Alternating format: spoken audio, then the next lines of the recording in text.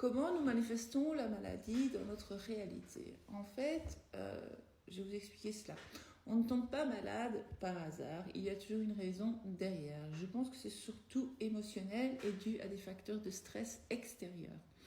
Et donc, lorsqu'on est souvent dans l'anxiété, dans le stress ou la tristesse, ou je ne sais pas. L'autre jour, je vais vous expliquer une histoire. L'autre jour, j'ai rencontré une ancienne amie à mes sœurs chez Decathlon. Et elle me dit « Ah, coucou Val, c'est bien toi ?» Je dis « Oui, c'est moi, etc. » On commence à papoter, etc., etc. Et puis je lui dis « Comment va ta petite maman ?» Alors elle me dit « Mais maman, elle est décédée il y a 4 ans. » Je dis « Comment ça ?» Je dis « Il me semble qu'on s'était vu chez Carrefour hier, il n'y a pas longtemps. » Elle me dit « Non, c'était il y a 5 ans ça. » Vu que pour moi le temps n'existe pas, le temps passe tellement vite dans ma vie parce que je suis toujours, comme je vis l'instant présent, le temps passe très très vite pour moi. Et donc je ne vois pas le temps, donc j'ai l'impression que c'était hier pour moi que j'avais vu cette dame avec sa fille, donc cette amie, et très gentille femme, enfin bref. Et alors je dis, ah tiens, c'est bizarre, je dis, elle a décédé de quoi? Puis elle me dit, ah mais d'un cancer, etc. Enfin bref. Et je dis, avec quel âge ta maman? Elle me dit, 60 ans. Alors je dis, oui, c'est vrai qu'elle n'était pas si âgée que ça, elle était jeune.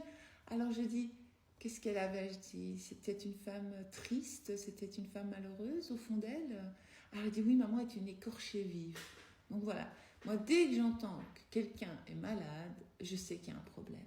Par exemple, quand mon père avait eu un cancer au poumon, donc il est mort à cause de cela, en 2017, en fait, je me suis dit que c'était un homme triste.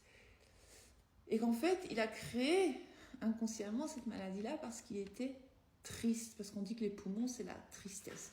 Et donc, à mon avis, il avait une tristesse au fond de lui qu'il n'a jamais pu exprimer, il n'a jamais su travailler cela, il n'a jamais su comment faire, on va dire, pour en guérir et ne plus rester dans cette tristesse, ce qui a fait qu'il a eu le cancer des poumons. Ça, c'est ma croyance.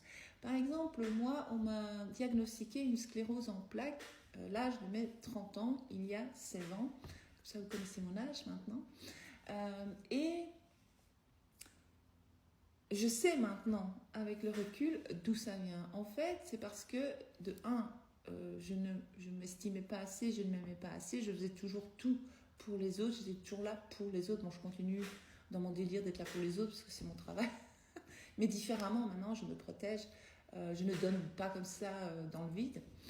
Tout est énergétique, évidemment. Et donc, en fait, je cherchais absolument à être aimée par tous. Aussi, il y avait des facteurs de stress dans ma vie.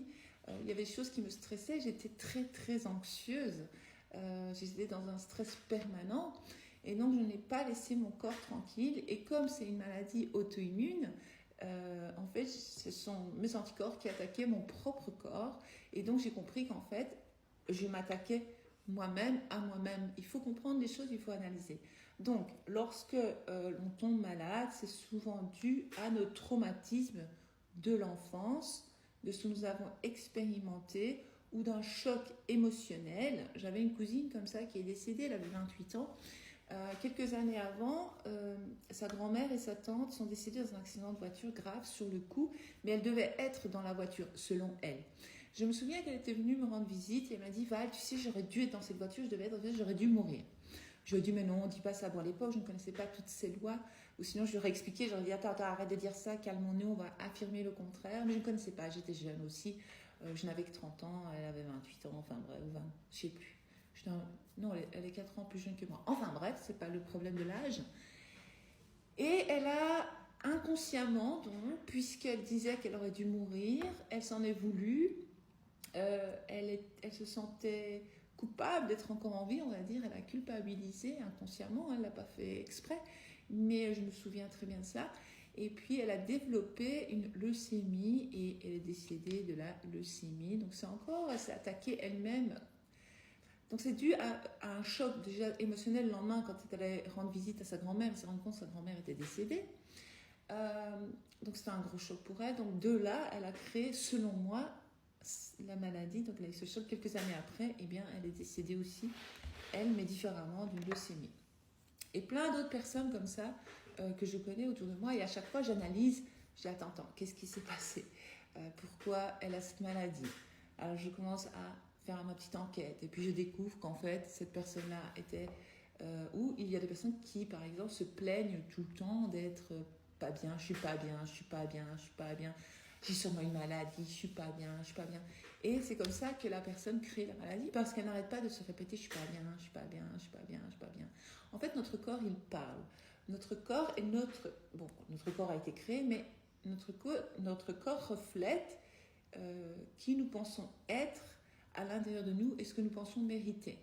Donc voilà, je suis désolée pour les personnes qui ne vont pas accepter ce que je dis, parce qu'une fois on m'avait agressée en disant qu'on peut dire que mon père a manifesté sa maladie. Ben s'il l'a manifesté, mais inconsciemment il ne le savait pas. Donc voilà, il faut arrêter. Donc comment faire pour sortir de la maladie et être enfant?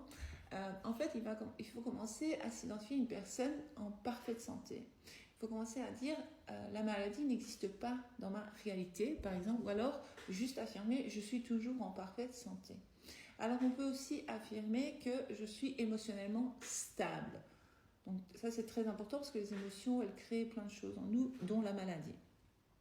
Alors si vous êtes une personne stressée, il va falloir peut-être méditer un peu, faire un travail de respiration profonde, inspirer, expirer, apprendre à vous calmer, à calmer votre système nerveux central, c'est très important.